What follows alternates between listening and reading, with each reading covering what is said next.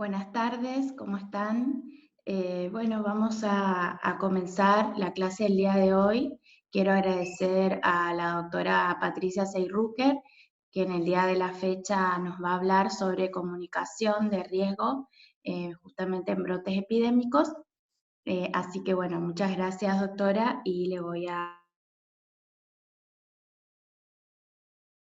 Así podemos dar inicio a la clase. Perfecto. A ver si me... Estoy muda todavía. No, Ahí Patri, se te estoy. escucha. Perfecto. Bueno. Está bien. Bueno, entonces, disculpen la demora, estábamos en una reunión, de ahí salimos con Diana, estamos acá rapidito para comenzar con unos minutos de atraso, 15 minutos 16, disculpen. Bueno, hoy vamos a hablar de comunicación de riesgos en el programa de voluntariado universitario COVID-19. Y la comunicación de riesgos en salud en el contexto del COVID-19 es lo que hoy nos reúne en esta tarde. Básicamente vamos a comenzar hablando un poco de a qué se llama comunicación de riesgo. Comunicación de riesgos es un intercambio de información en tiempo real sobre orientaciones y opiniones entre expertos y personas que se encuentran frente a una amenaza para su vida, su salud, su bienestar económico o social. Esa es una definición general en la cual he marcado algunas cuestiones que me parecen de suma importancia. Por un lado, el intercambio, es decir, la comunicación de riesgos presupone que hay información de un lado al otro, es decir, de los expertos a las personas y de las personas a los expertos.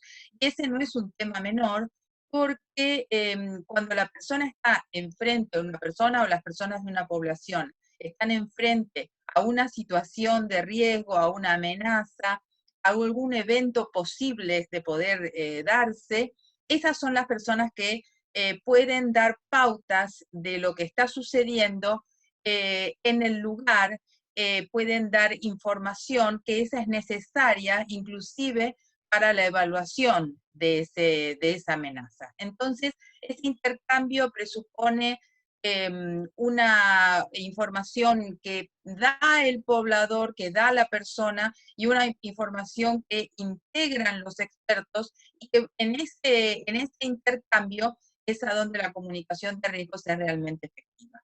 Entonces, en tiempo real, porque la comunicación de riesgos presupone o asume que puede dar herramientas para que esas personas puedan defenderse mejor de aquella amenaza que tienen en forma inminente o depende, hay diferentes grados de presencia de esa amenaza. Puede ser más remota y estar en una etapa de preparación, o puede ser efectiva en el momento que se está dando, como nos sucede a nosotros ahora con el COVID-19, y estemos tratando de avanzar en cuidados, en precauciones y una serie de cosas para mitigar los efectos de lo que nos está ya afectando. La comunicación de riesgos tiene en ese sentido estudios de diferentes momentos en que se da un riesgo determinado y un evento. Para empezar, vamos a hablar un poquitito de qué significa riesgo. Y riesgo tiene algunas definiciones que ya están instituidas en la Organización Mundial de la Salud. Vilma Gutiérrez, que es una de las expertas en comunicación de riesgo, es una persona que lo define como la posibilidad de ocurrencia de un evento que ocasione un daño en una población vulnerable. Y Jane Hewell, que es una experta también en la parte, trabaja en el Departamento de Comunicación de Riesgos de la OMS Central, lo define como la probabilidad de que ocurra algo malo cuando la gente está expuesta a un peligro, algo que puede ocasionar un daño. Eso sería un peligro.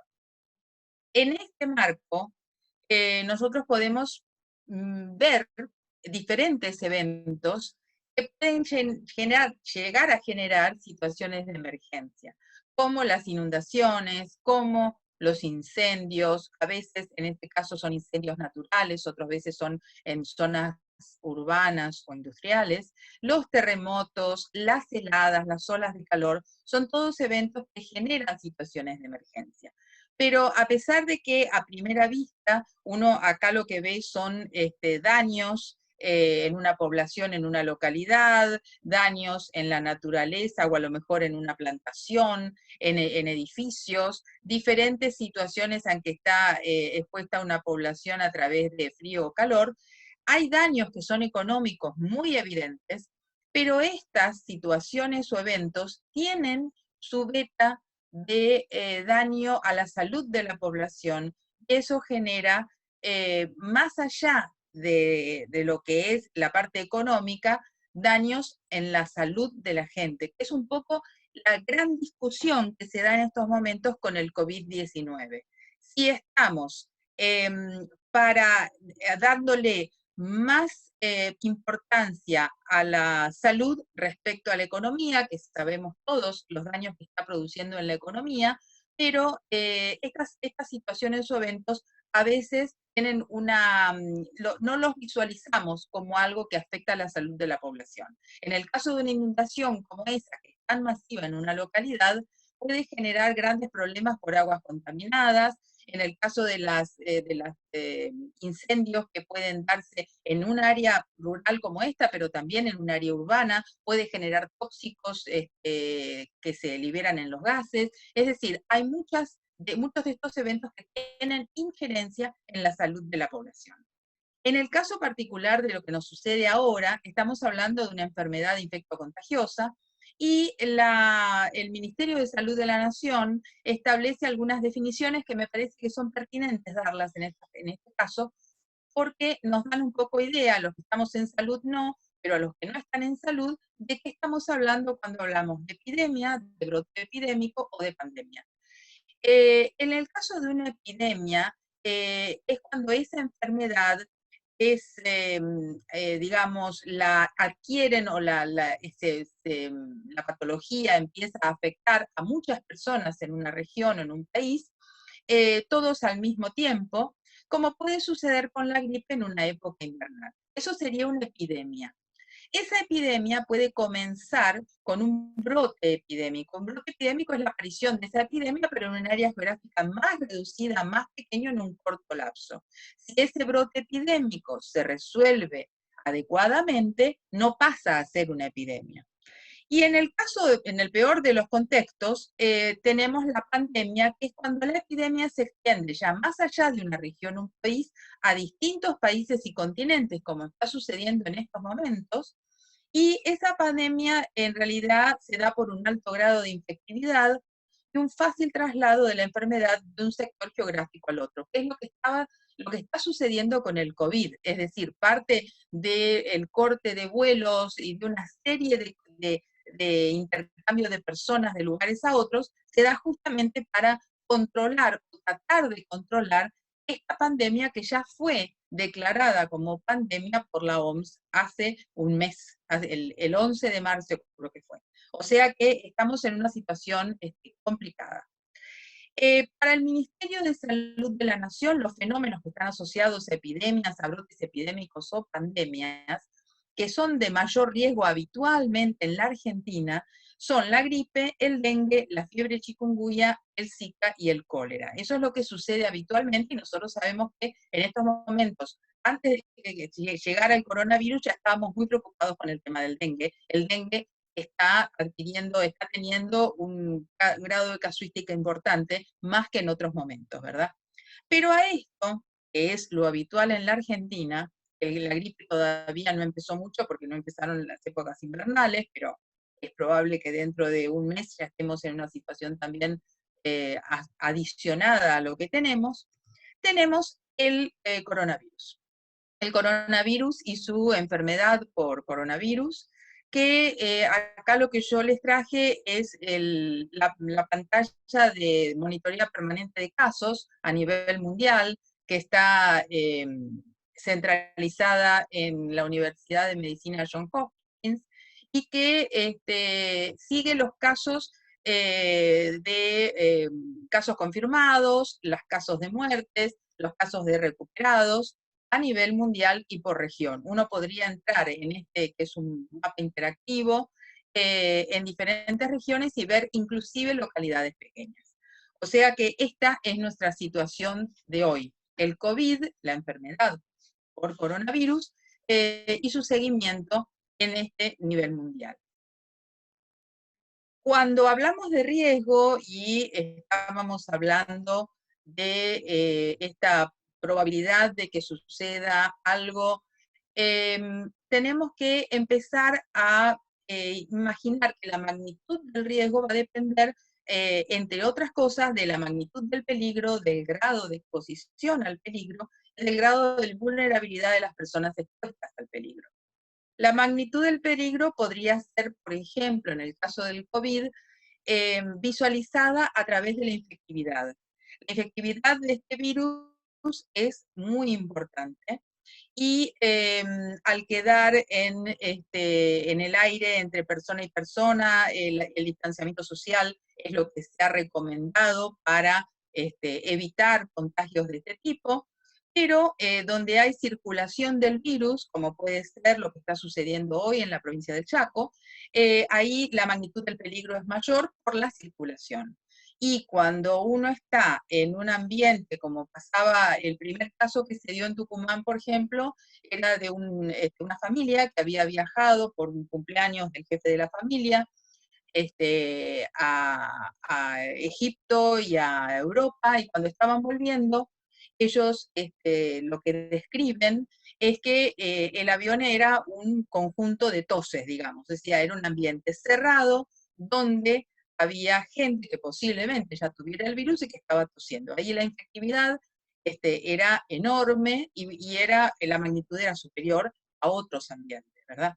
El grado de exposición al peligro tiene que ver con la proximidad, en el caso de un poco lo que hablábamos recién, la frecuencia y la protección. ¿Qué quiero decir con esto? Por ejemplo, el personal de salud o el personal de seguridad, el personal de recolección de residuos, de algunos servicios básicos que se están manteniendo fuera de los que, de la gente que se puede quedar en la casa, hace que esa frecuencia de contactos lo pone en un grado de exposición mayor al peligro a cualquiera de esas personas que están involucradas en esos servicios. Y es fundamental para el grado de exposición optar por los elementos de protección necesarios y fundamentales. Entonces, eso podría disminuir el grado de exposición, por eso es que tanto el personal de salud como el personal de seguridad, hasta la gente que realiza repartición por ejemplo, compras del supermercado, hoy por hoy tienen que estar protegidos para disminuir ese grado de exposición.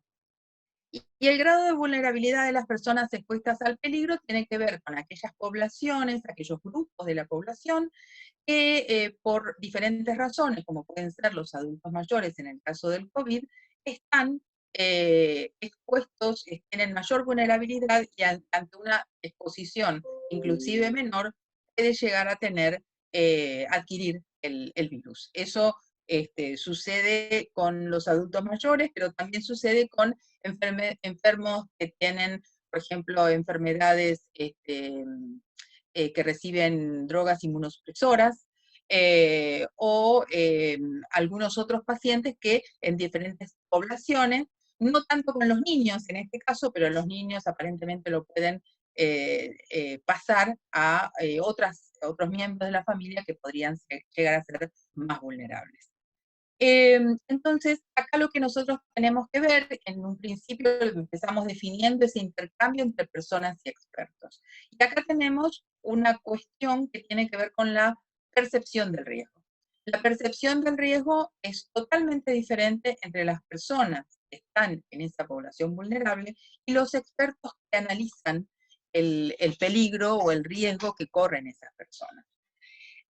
Las personas van a analizar el riesgo que corren, lo van a visualizar, lo van a percibir, según una serie de factores, que ahora vamos a hablar un poquito, y su capacidad para experimentar temor, preocupación, tienen habitualmente una reacción emocional a eso que los está amenazando. En ese sentido, por ejemplo, van a estar más preocupados por una nueva droga o una nueva enfermedad, como pasa con el COVID, con la contaminación de agua, como sucede en algunas regiones de la Argentina, que la contaminación de agua hace que, por ejemplo, haya algunos cultivos, por ejemplo, que la gente ya no puede llevar adelante, por gérmenes o por radiación. La radiación no se ve, los gérmenes tampoco, y entonces eso genera en este contexto, por ejemplo, del COVID, miedo, genera una reacción emocional que es imposible ser inmune a eso, ¿verdad? Pero las personas se ven menos preocupadas o se sienten menos preocupadas, lo perciben como menor al riesgo. En el caso, por ejemplo, de personas como muchos de nosotros que somos de personal de salud, estamos acostumbrados a lidiar con agujas, con materiales que pueden ser a veces sustancias tóxicas, que pueden ser a veces reactivos corrosivos, y que tenemos que, tomamos nuestras precauciones, estamos entrenados en bioseguridad, y eso lo percibimos entonces como algo que forma parte de nuestra rutina con un riesgo menor. Eso pasa también en los destacamentos de fuerzas de seguridad o de algunos servicios. Por ejemplo, yo nombro los recolectores de basura, que están haciendo un papel impresionante en esta pandemia, que también están lidiando todo el tiempo con peligros varios, y que sin embargo, como forman parte de su rutina diaria, lo ven como, perciben menor ese riesgo. Y gente que está en una industria, por ejemplo, donde se liberan a veces sustancias, digamos, tóxicas, gases tóxicos, la gente que vive en una zona industrial, donde a lo mejor esa liberación es bajita, hay un olor particular, ellos ya no lo perciben a ese olor, y otra persona que viene de afuera sí se da cuenta, porque ya forma parte de su rutina, elementos importantes, sustancias tóxicas. Entonces, la percepción de las personas a veces depende un poco de a qué se dedica, en qué ambiente está, dónde creció, y no tanto al riesgo en sí mismo. Sin embargo, los expertos toman, realizan observaciones y mediciones, realizan mediciones objetivas, y de esa manera, a través de, digamos, la magnitud que pueden medir, la naturaleza de ese peligro, empiezan a dar recomendaciones en niveles cuantitativos de posibles morbilidades, mortalidades o pérdidas. Ese sería el caso, por ejemplo, del mapa interactivo que estábamos viendo recién, donde en realidad lo que se están viendo ahí son casos, y eso está dado por expertos, digamos. Pero esta visión, esta percepción del riesgo tan distinta puede llegar a traer algunos inconvenientes. La percepción de riesgo entonces por parte de la población va a depender de la edad. Por ejemplo, la gente joven en general percibe menos el riesgo, no lo ve porque están en una etapa de gran fuerza, de gran ímpetu, pero a veces, por ejemplo, la gente muy mayor, depende de qué estemos hablando, tampoco lo percibe, porque piensan que ya pasaron por un montón de cosas y que esto es uno más. Por ejemplo, esta pandemia. Depende del estado de salud. Hay gente que conoce que tiene un estado de salud con alguna vulnerabilidad, y entonces puede percibir el riesgo, y otros que no, por causas parecidas a las de la edad joven, por ejemplo. La situación social o económica, el hecho de, a veces el dinero no va a solucionar mucho esto, que es lo que se está viendo en muchos países del mundo, donde hay gente, el coronavirus ha afectado gente de todos los estratos sociales y económicos, en forma pareja, no han podido hacerse sepelios, no han podido hacerse funerales de gente a lo mejor que era muy importante a nivel social por algunos desarrollos que habían realizado en su vida. Este tipo de situación social o económica a veces hace que la gente perciba el riesgo de diferentes maneras, como pasó, por ejemplo, como el primer ministro inglés, que él desde el principio planteó la inmunidad en manada, y él fue afectado por el virus también. Entonces, bueno, a veces las situaciones de poder o las situaciones de diferentes ubicaciones en la pirámide social, genera este tipo de visualizaciones. Eso tiene que ver con las creencias y las concepciones, con los patrones culturales. Hay gente que es muy precavida, hay gente que no lo es. Hay gente que tiene creencias religiosas que apoyan mucho, a lo mejor su manejo de esta situación atípica que estamos viviendo, que mucha gente tiene que quedarse en casa y que tienen que convivir más horas de las que están acostumbradas. Hay otros que por patrones culturales, y eso les ayuda. Está influenciado, y esto es muy importante decirlo, por las emociones. Aún los más fríos y los más expertos no pueden, ante una situación de riesgo de una población, estén involucrados o no, hacerse, digamos, alejarse lo suficiente para que las emociones no influencien su accionar. Eso mismo hace que la gente involucrada a veces tenga una expresión verbal limitada para expresar lo que está sucediendo. Por eso es que al estar reflejado por el comportamiento de la gente, es muy útil a veces indagar sobre ese comportamiento. Y esta gran gama de factores, que acá pusimos algunos, pero hay muchos más, hace que la percepción entre las personas sea variable, inclusive las personas de una misma familia, y también hace que entre grupos de una población haya mucha variabilidad. Y eso es un gran desafío para la comunicación de riesgo, que tiene que elegir determinadas estrategias para llegar al mayor número de gente explicando determinadas cuestiones, orientaciones, indicaciones, etc. Esos eventos naturales ocasionados por el hombre o no, generan estas situaciones de emergencia que ya algunas hemos descrito. Muchas de ellas, todas en realidad, tienen impacto en la salud de la población y por eso tienen consecuencias para la salud pública. En ese sentido, al afectar a la salud pública, ya son una cuestión no del ámbito personal de la gente, del ámbito privado, sino que ya se transforman aparte en un problema de salud pública y del ámbito general, del ámbito, digamos, del Estado.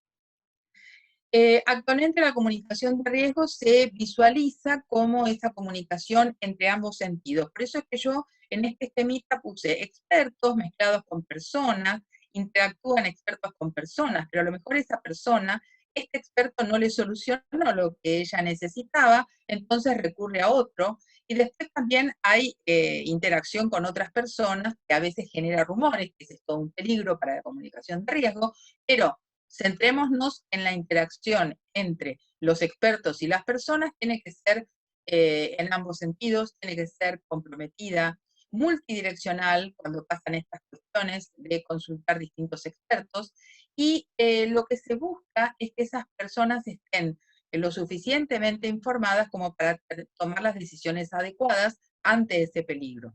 Requiere diferentes disciplinas la comunicación de riesgo, no solamente gente que en este caso es un problema de salud y esté formada en salud, sino que requiere también aquellos técnicos en cuestiones propias de cómo se van a manejar distintos servicios, cómo se va a gestionar, cómo se va a comunicar. Es decir, la comunicación de riesgo, para hacer un plan de comunicación de riesgo tiene que haber un grupo multidisciplinario.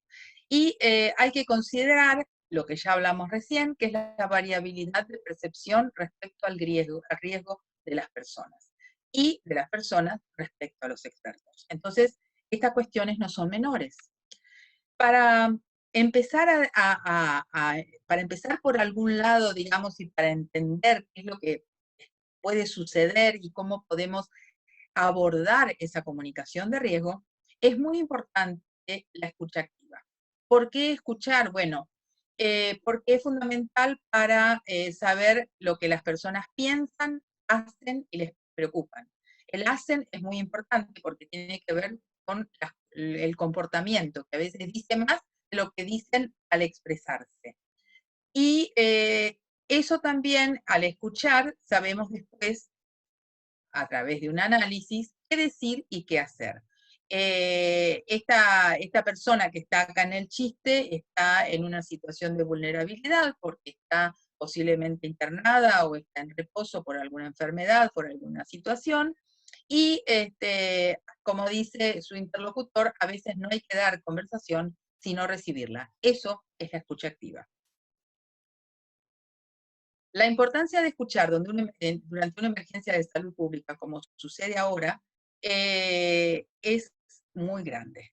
Escuchar a las personas afectadas o involucradas, por ejemplo, en un barrio, como pasó con uno de los barrios de Corrientes, de que había un caso y que se había extendido, y que escuchar a las personas de ese lugar es una parte muy importante de la comunicación de riesgos efectiva. Eh, Permite que los equipos que dan respuesta a la gente, pero les permite conocer aquello que las personas entienden y cómo reaccionan. Esas personas o poblaciones u organizaciones, que pueden ser organizaciones comunitarias a veces, ante la emergencia sanitaria. Su percepción del manejo de la respuesta, es decir, cuando las autoridades empiezan a dar respuesta, ¿qué percepción tiene la gente acerca de esa respuesta? Los niveles de confianza que inspiran esas autoridades en el manejo de la respuesta, y las potenciales barreras de comportamiento. Insisto mucho en el tema de las barreras de comportamiento, porque hay cuestiones sociales, culturales, económicas, políticas, que pueden evitar que una persona o un grupo poblacional adopte medidas sanitarias que son necesarias. Entonces hay que ubicar esto, hay que tratar de encontrar la estrategia para que se entienda que hay una determinada, a lo mejor, medida que se tiene que adoptar.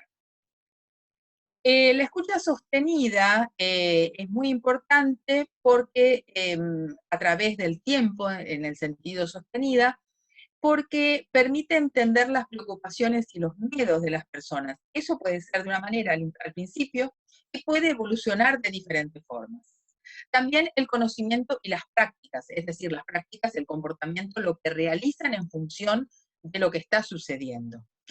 Y permite recopilar información eficiente, que es lo que estábamos hablando, es decir, que las personas cuenten lo que hicieron, lo que no anduvo, que pregunten, y eso nos da información de algunas estrategias que quizás se están aplicando en una región y que por una razón u otra no están dando no dan la efectividad o no tienen la efectividad que se necesita. Integrar esos hallazgos a las decisiones para la respuesta es fundamental en la comunicación de riesgo. La información que nos da la gente, que va hacia los grupos que la analizan y que vuelve como recomendaciones en ese intercambio comprometido entre las partes. La escucha durante la emergencia de salud pública se puede dar por líneas directas, por visitas a domicilio, se puede dar con diálogos con representantes, por ejemplo, de una población indígena que no habla el español, entonces un representante de ese grupo poblacional, charlas con personas, encuestas de opinión e indagación de conocimientos, actitudes y prácticas, que es una herramienta propia de la comunicación de riesgos, son lo que se llaman las encuestas CAP, y que son fundamentales en un inicio. Es una indagación, no es una investigación con todas sus partes, es una indagación que tiene su propia mecánica y que sirve para empezar a entender cómo está la situación de una determinada población para empezar a preparar la respuesta. Entonces, primero vamos a escuchar en función de lo que podamos escuchar, de aquello que anotemos, de aquello que encontremos, vamos a poder comunicar. Primero escuchar para comunicar. Hay elementos fundamentales de la comunicación en el ámbito de la salud pública que se han establecido como para ayudar en este proceso de comunicación, y que puede ser tomada por la comunicación de riesgo como otras de sus estrategias. La OMS sostiene que para la comunicación en el ámbito de la salud pública se necesitan fundamentalmente estos puntos que ayudan un poco a entender el proceso.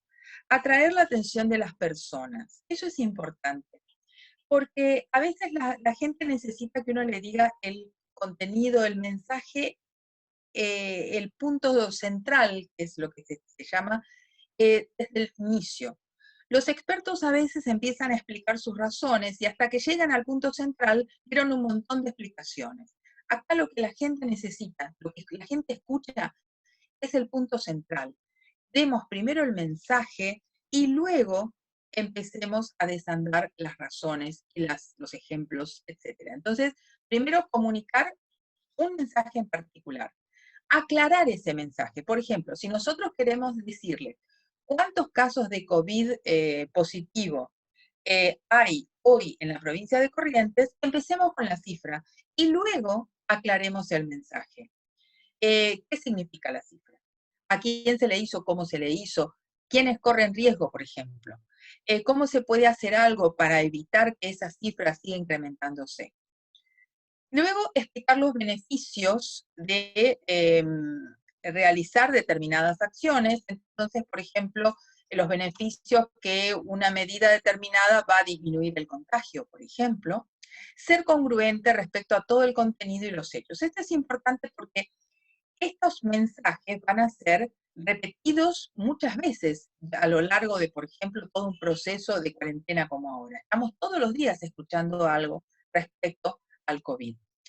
Es congruente, ser congruente no significa no poder cambiar estrategias de acción, no significa que haya algunas cuestiones o algunas actitudes que tengan que cambiar, que a lo mejor dijimos que eran buenas al principio, como pasó, por ejemplo, con los barbijos. Al principio la OMS dijo que los barbijos no eran necesarios, pero ahora el barbijo es un material importante para salir a la calle si tenemos que ir a la farmacia, que no lo podemos evitar.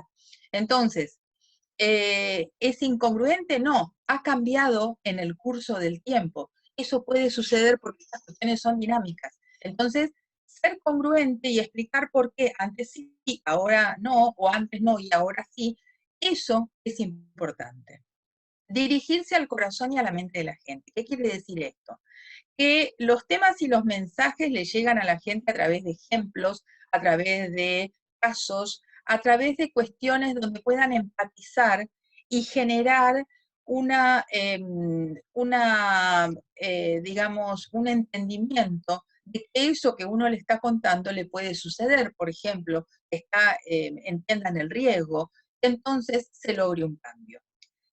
Fomentar la confianza, eso es muy importante porque cuando uno tiene un contenido técnico sólido está muy bueno, pero tiene que ser acompañado de valores que tienen que ver con los destinatarios que tenemos, de expresiones genuinas de investigación, de preocupación por la gente, de empatía, es decir, donde nosotros entendamos qué es lo que nos está diciendo la gente y tratar de generar ese vínculo de confianza.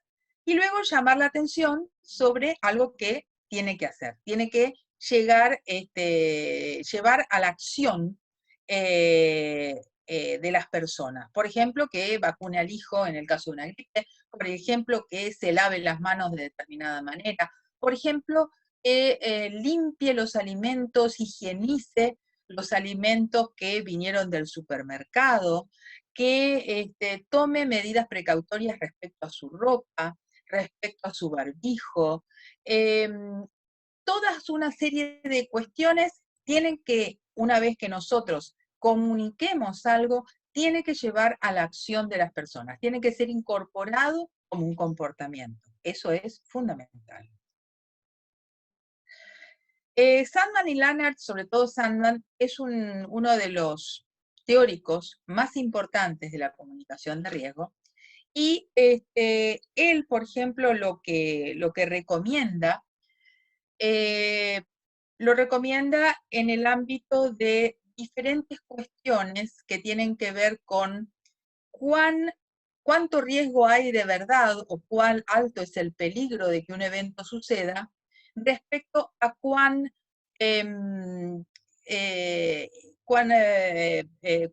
la población está al tanto de que pueda suceder. Es decir, cómo está, digamos, de avisada o de alerta respecto a un peligro. Cuando, por ejemplo, estamos hablando de un peligro que está lejos, por ejemplo, que se dé una gripe durante el verano, uno lo ve como más alejado. En esas cuestiones la comunicación, a lo mejor la gente no está tan motivada y la comunicación a veces tiene algunas complicaciones. Sin embargo, nosotros hoy estamos dentro de las 4 situaciones que se pueden dar en la comunicación de riesgos definidas por Sandman. Estamos en lo que se llama comunicación de crisis, es decir, estamos en aquella donde el peligro es inminente, el peligro ya está instalado, y la gente que escucha todo el día acerca de COVID también está al tanto de lo que sucede. Eso se llama comunicación de crisis, esta situación que estamos viviendo hoy con el COVID. Por eso es importante implicar a las personas. Es decir, decirles, por ejemplo, qué se puede esperar. Están hablando todo el tiempo de aplanar la curva, de que el pico se va a dar en tal fecha o en tal otra. Estar advertidos ayuda a hacer frente a esa crisis. Entonces, decir qué se puede esperar es muy importante. Ofrecer cosas para hacer, como ser, por ejemplo, voluntarios de la población, que es esto que están haciendo ustedes. Eso ayuda a mitigar el temor, porque uno está muy involucrado en el tema, conoce una serie de cuestiones que hace que esté más alerta. Dejar que las personas elijan sus propias acciones ante la crisis. Es decir, que puedan hacer de voluntariado o puedan a lo mejor hacer otro tipo de cuestiones. Y eso genera una garantía contra el pánico, contra el rechazo de ese evento que en nuestro caso, por ejemplo, ya está instalado. Y pedir más a las personas dentro del terreno emocional. Yo creo que el terreno emocional, cuando uno habla de este tipo de cuestiones, a veces habla en términos muy técnicos. Y acá hay una cuestión emocional muy importante que hay que tomar en consideración. Entonces, pedir a las personas cómo ayudar a la comunidad, por ejemplo, que está dentro del terreno emocional, eso canaliza los impulsos prosociales de la gente y ayuda mucho ante la situación imperante, que es lo que pasa hoy con el COVID. Entonces, de esa manera, si nosotros lográramos todo este tipo de cuestiones, vamos a lograr el objetivo fundamental de la comunicación de riesgo, que es, ¿cuál es? Hacer posible que las personas se encuentren en la situación de riesgo, que se encuentran en la situación de riesgo, como puede ser hoy toda la población mundial, puedan tomar decisiones informadas, que les permita tanto mitigar los efectos de la amenaza, es decir, protegerse, por ejemplo, tomar medidas precautorias, como adoptar medidas de prevención y protección ante un evento como un brote epidémico. Hoy ya estamos en una pandemia. Hemos pasado el brote, se transformó en epidemia y ahora ya estamos en una pandemia.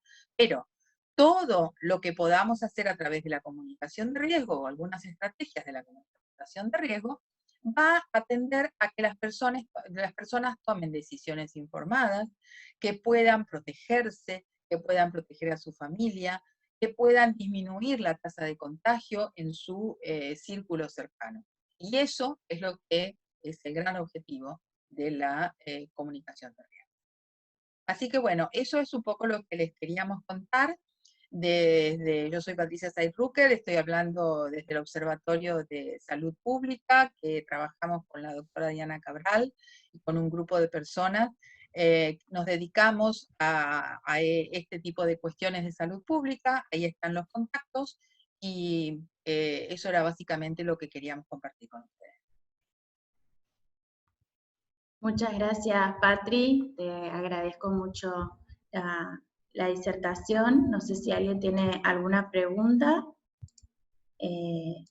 A ver, voy a mirar si alguien levantó la mano. Y si no, también está la licenciada Erika Sánchez, que es docente también de la facultad nuestra, es parte de la unidad de asesoría pedagógica de nuestra facultad, que nos va a explicar a todos y sobre todo a todos los participantes cómo entrar a partir de mañana al aula virtual, en donde van a estar todas las clases grabadas, incluida la de la doctora de hoy, y van a tener que contestar de cada clase un cuestionario, preguntas, actividades de aprendizaje, para poder estar con todas las capacitaciones al día. Y luego de eso, ahí en ese mismo campus y a través de su mail van a recibir mayor información con respecto a los pasos a seguir. Ahí me fijo, Patri, si hay alguna pregunta. Por el momento no veo. Así que ahí, Erika, si querés te habilito, y cualquier cosa, Patricia, te quedas ahí Sí, acá sí. en línea, y gracias. Si querés dejar de compartir pantalla, así Erika creo que va a Bueno, compartir. dale, Gracias, Patricia. dale. Ahí está, ahí está. Ahí está. Ahí está. Bueno, muy buenas tardes. ¿Me escuchan bien? Sí. Hola, Patri. Hola, Diana. Hola a Hola. todos, a todas. ¿Cómo están? Bueno, como les estuvo contando Diana, en esta oportunidad queríamos mostrarle un poquitito cómo ingresar para los que no son estudiantes en particular para los que no son estudiantes de la casa. El tipo de ingreso y cómo buscar el curso, cómo va a ser su aula, no difiere, no es tan diferente de cómo ustedes pueden ingresar al campus virtual de la UNE Virtual, que muchos de ustedes tienen usuario y contraseña, ¿sí? Pero en particular la Facultad de Medicina tiene campus virtual propio. Entonces, no se ingresa como ingresarían ustedes por la UNE Virtual. Yo les quiero mostrar ahora, si Diana me permite, voy a compartir pantalla, ¿sí? Sí, sí, podés compartir directamente. Bueno, le voy a mostrar cómo acceder, cómo tenemos que acceder al campus virtual de la Facultad de Medicina, donde van a encontrar su aula de voluntariado.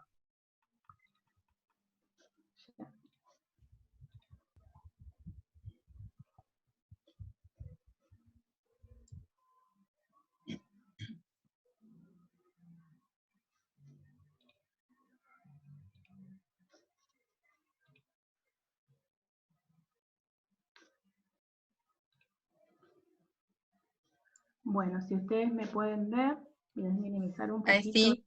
¿Sí? ¿Se puede ver? Sí. Bueno, voy a correr esto un poquito para acá. Bueno, para ingresar al campus de la Facultad de Medicina, como verán, ustedes pueden ingresar por dos medios. Primero, pueden ver la página de la Facultad de Medicina. Sí, ¿Sí? se ve. Sí, Bueno, sí, sí. Es, bueno, MED-UNE-EDUAR, ¿sí? Ingresando a la página de la facultad, ustedes pueden ingresar ahí y ahí se encuentran todos los diferentes accesos a todas las secretarías, a todos los, como por ejemplo al Observatorio de Salud Pública, donde son las profesoras, y también al campus virtual de la facultad. Una vez que ustedes entran a MED-UNE-EDUAR, se dirigen hacia abajo, y en el segundo, o sea, está un poquito lento, pero en el segundo icono van a alojar al acceso directo al campus virtual de la facultad. Una vez que ustedes cliquean al campus virtual de la facultad, le va a direccionar a la página del campus virtual. Pero si en el caso de que ustedes quisieran ingresar directamente a Campus Virtual Medicina, ingresando a cb.med.uneeduar, los direcciona a la página, ¿sí? Entonces, muchos de ustedes, en el caso de los que no son de la facultad, van a tener que generar, cuando ingresan a cb.med.uneeduar, en el caso, como verán, en mi caso se puede acceder directamente porque ya tiene el registro de mi usuario, pero como muchos de ustedes van a ser nuevos en nuestro campus, les vamos a pedir que se creen una cuenta. Y la misma forma para crear la cuenta como cuando nos creamos para cualquier otra página, ¿sí? Para Zoom o para Hotmail, para Gmail o para el mismo campo, la UNE virtual, ¿sí? Entonces, una vez que ustedes se creen la cuenta, le va a llevar un enlace a su correo electrónico de confirmación de que no son un robot, etcétera, como cualquier otro. Ustedes van a tener que ingresar al campus virtual medicina con su usuario que les va a enviar a su correo electrónico y la contraseña que ustedes eligieron, ¿sí? Una vez que ustedes ingresan, esta es la parte un poco más fácil para ustedes, cuando ustedes ingresan, el campus virtual, este es el campus virtual de la facultad, ¿sí? Tiene su inicio, diferentes áreas, recursos. Ustedes una vez que se matriculen al aula, le va a aparecer el curso del voluntariado aquí, ¿sí? A mí me aparece un montón de cursos, porque, bueno. Y segundo paso, nos vamos hacia el buscador. Yo esta es la forma más fácil que le voy a recomendar a ustedes que se automatriculen en el aula, ¿sí? Porque si nosotros tenemos dos formas para buscar los cursos del campus virtual. Uno es por su buscador. Recuerden que ustedes poniendo solamente voluntariado, los va a direccionar al curso, ¿sí? Esa es la forma más fácil y más rápida.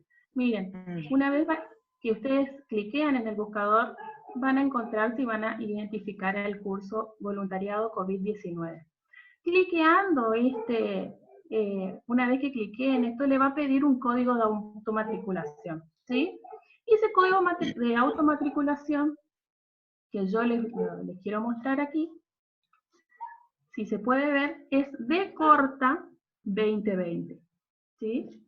Una vez, de igual forma, esta clase va a quedar grabada y la pueden recuperar cuando se quieran automatricular.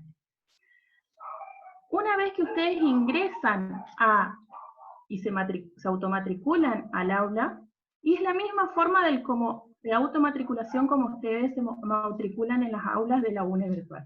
Porque esto es este entorno de aprendizaje es la plataforma Moodle, así que es la misma que se está utilizando en toda la región. Bueno, vamos a correr esto un poquito acá, y nos vamos a encontrar con el aula virtual. Como les comentaba Diana, ustedes se van a encontrar con diferentes tipos, no solo de actividades, sino están las clases, también se van a encontrar con bibliografía, un foro de intercambio y información importante, ¿sí? Cuando ustedes cliquean información importante, se van a encontrar con el cronograma de actividades.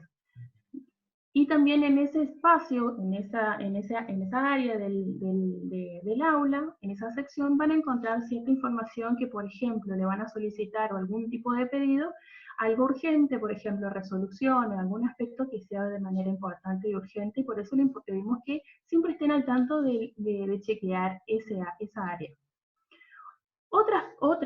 Como le contaba Diana, en este espacio se van a encontrar todas las clases virtuales, todos los enlaces, así como el de la doctora Patricia, van a encontrarlo acá. Después, como le comentaba hoy, van a encontrarse con actividades de aprendizaje. Cada ejercicio, cada actividad que van a encontrar son posteriores a cada clase, ¿sí? En este caso tenemos las actividades de las primeras 3 clases y en la semana vamos a subir las actividades de esta clase.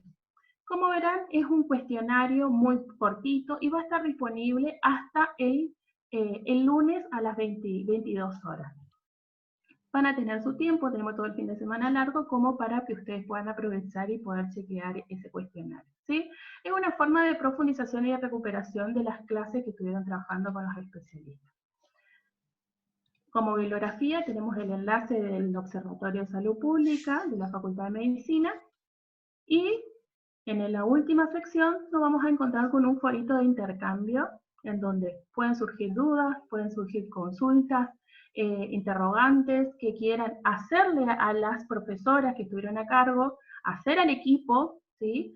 Hacerme a mí en el caso que necesiten, tengan algún problema de visibilidad o lo que sea. Y nosotros vamos a estar siempre al tanto de ese foro, y también pueden surgir preguntas a los pares, a los compañeros de otras unidades académicas, y este es el espacio también para realizar ese intercambio, ¿sí? Es un espacio de encuentro virtual. Bueno, es muy sencillo, es muy fácil. Si quieren, cuando vuelvan a recuperar este video de la clase, van a poder recuperar el paso a paso. Recuerden que tienen los dos accesos, por la página de la Facultad de Medicina o solamente por cb.medu.neduar, y buscando de manera más fácil, buscándolo en el buscador, con la denominación de voluntariado, ¿sí? Recuerden que tienen que deslizarse hacia abajo y van a encontrar el buscador, ¿sí? Y la segunda forma, que es la más procedimental para recorrer, como tiene todo su recorrido para encontrar a los cursos, tenemos a todas las carreras, los posgrados, los cursos, y este curso se encuentra en el marco de un proyecto institucional. Entonces se aloja ahí, y ahí lo van a encontrar, ¿sí? Van a encontrar todos los que sean del 2020, o de la misma forma buscando con la denominación. Una vez que busquen seleccionen la denominación del curso, cliqueando y poniendo el código de automatriculación, que les recuerdo que era B2020, van a poder ingresar y realizar sus actividades. Bueno, eso es todo y espero que lo recuperen, y ante cualquier duda, Erika, les dejo acá sí. mi contacto, ¿sí? Hay una pregunta ahí de los de otras facultades, ¿cómo accedemos? Si puedes repetir esa parte brevemente.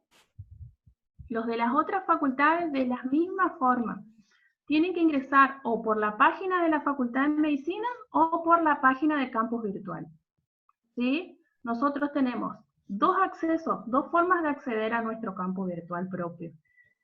Está por la página, si ven aquí arriba, por la página med.uneeduar, y si nos vamos hacia abajo, vamos a encontrar la solapita aquí para cliquear, y nos direcciona al campus virtual, ¿sí? Como al observatorio, como a los laboratorios, al gabinete de simulación, a donde ustedes quisieran entrar. Pero en este caso nos direcciona de esta forma.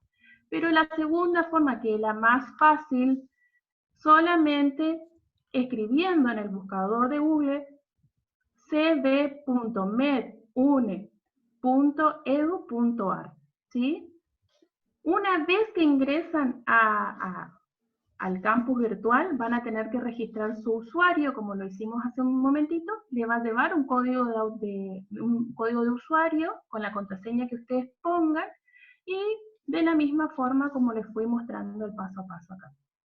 Yo quiero que recuperen este video. Esto se sube hoy, van a subir, una vez que terminemos la clase, se sube a YouTube y se comparte el enlace en el audio. En el caso de que ustedes no puedan automatricularse, pero es importante que ustedes se hagan primero que nada el usuario del campus. ¿Qué es un usuario? Como hacemos un usuario de Zoom, de Jitsi, de Gmail, de lo que sea, ¿sí? Entonces, ustedes tienen que registrarse. Voy a repetir la forma, no importa, yo me quedo acá, si nosotros es re fácil para... Voy a salir porque si no, no me voy a poder mostrar de vuelta a ustedes.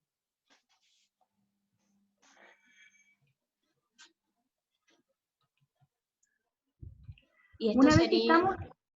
¿Sí? No, y preguntan por el tema de la matriculación y las actividades a partir de mañana, ¿no, Eri? Las actividades están desde hoy y están disponibles desde ahora, pero se puede realizar hasta el lunes a las 22 horas, ¿sí? Ah, bien, porque hay una de las chicas intentó entrar y todavía no pudo, porque ahora probamos, si no. Bueno. Una vez que ingresan a Campus Virtual, le va a pedir que se registren, como yo ya estoy registrada. Voy a salir para que vean el procedimiento de vuelta.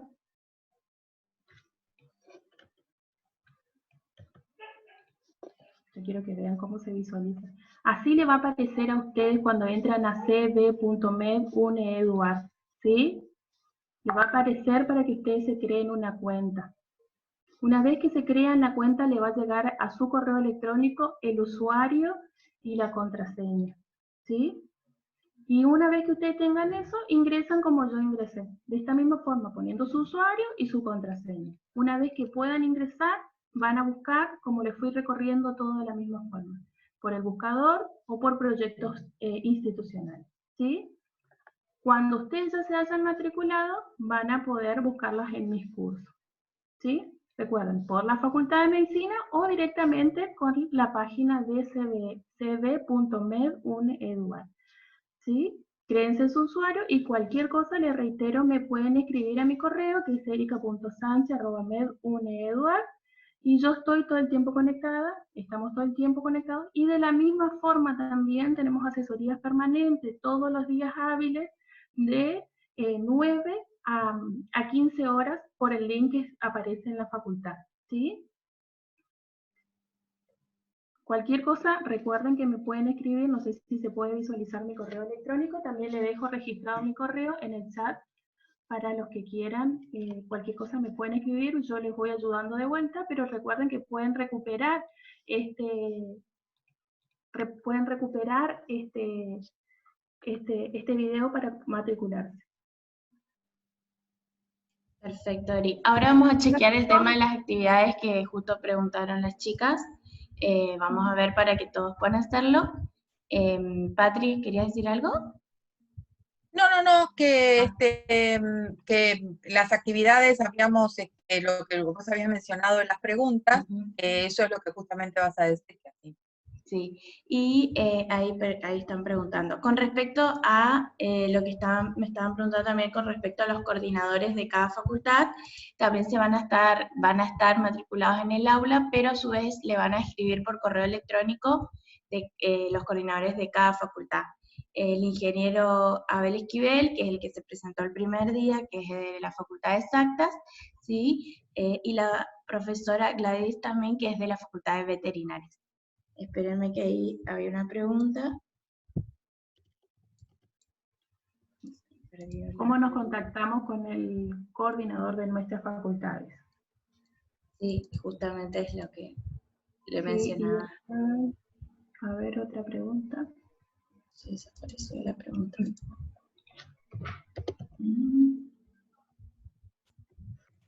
Bien, se me perdió, no sé quién era la persona que quería hacer preguntas, pero no la veo en este momento. Vi que levantaron la mano, parece que la bajaron. Bien, entonces, sí, las actividades de aprendizaje son obligatorias, sí. La idea es que justamente el proyecto que planteaba, como lo había mencionado el primer día, una pequeña evaluación de cada capacitación general. Es muy breve, muy simple, la idea es que ustedes tampoco estén teniendo que estudiar porque sabemos que están cursando también sus asignaturas, pero sí la idea es, como dijo la licenciada, que ustedes puedan hacer una recuperación de algunos conceptos generales de lo que fuimos hablando. Y después cada coordinador le va a estar preguntando justamente. Bien. A ver, espérenme que vi que si levantaron la mano, puede ser. Se me desaparece. Con respecto a los horarios, otra pregunta es lo que no están acá en Corrientes, también se van a estar comunicando los coordinadores por el hecho de que hay actividades.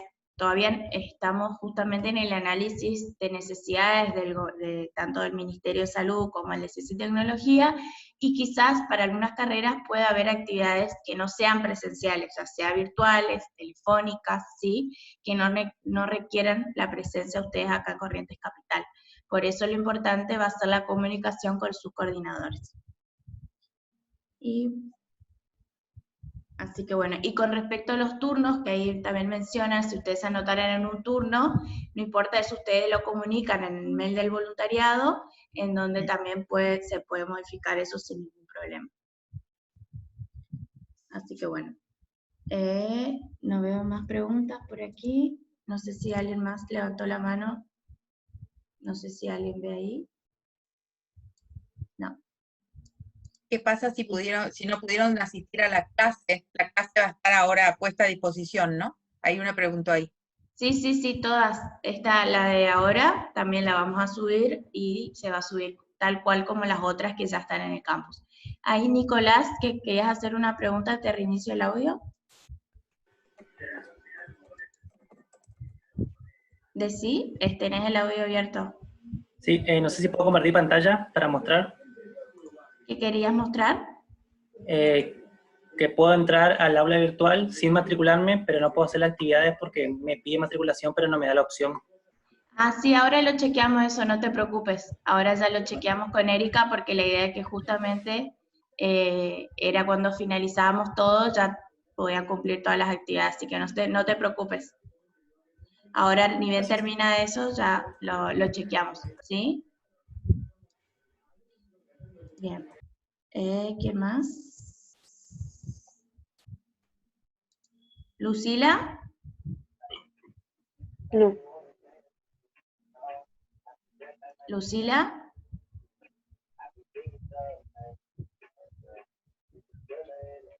¿Lucila? Bueno, vamos. Estamos entonces. Bueno, entonces muchas gracias Erika y Patri. Y cualquier duda nos vamos a estar comunicando por el correo electrónico del voluntariado @comunidad.une.edu.ar. Ahí también van a estar chequeando ese correo todas las autoridades de las facultades, ¿sí? Así que ante cualquier duda pueden preguntar ahí. Bueno, muchas gracias y nos vemos. Chau, chau. Chao, chao.